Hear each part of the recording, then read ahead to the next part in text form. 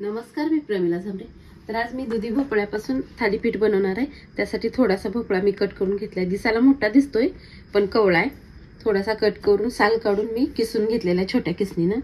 एक वाटी मी मकाचं पीठ घेतले। त्या ठिकाणी तुमच्याकडे जर मकाचं पीठ नसेल तर तुम्ही ज्वारीचं पीठ इथं घेतलं तरी पण चालतंय।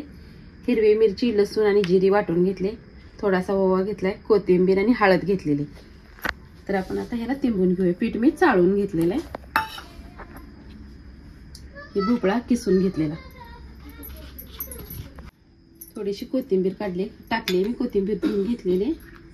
थोडीशी हळद टाकते, थोडी टाकली हळद का तर मकाचं पीठच पिवळं आहे त्याच्यामुळे हळदीची गरज नाही, पण मी थोडीशी टाकून घेतली। एक चमच्यावर ओवा नीट करून घेतलेला आहे, ती पण टाकलाय। हिरवी मिरची बारीक करून घेतली। आपल्याला तर चवीनुसार मीठ वापरायचं। आता हे छान असं मिक्स करून घेते अगोदर, न पाणी ओतता। तर मी इथं थोडंसं पाणी ओतून तिंबून घेते।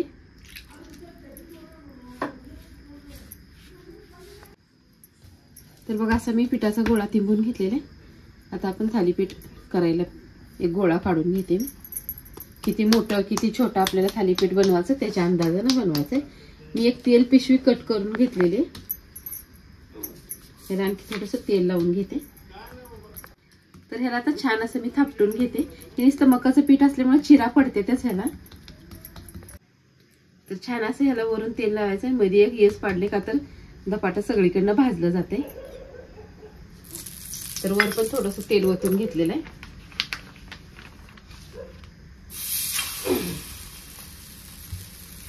तर ह्याला कढई पण छान असं तेल सोडून घेतलेलं आहे, पलटी करून घेते।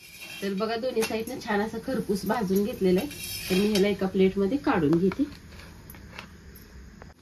तर बघा अशाच प्रकारे आता मी सगळी थालीपीठ बनवून घेणार आहे। तर बघा अशा प्रकारे मी सगळी थालीपीठ बनवून घेतलेली आहे ती। तर दुधी भोपळा आणि मकाच्या पिठापासून आजचाही मी नाश्ता बनवलेला आहे। तुम्ही हे करून बघा आणि माझा व्हिडिओ आवडला तर नक्कीच लाईक करा, सबस्क्राईब करा। फेसबुकवर बघत असाल तर फॉलो करा।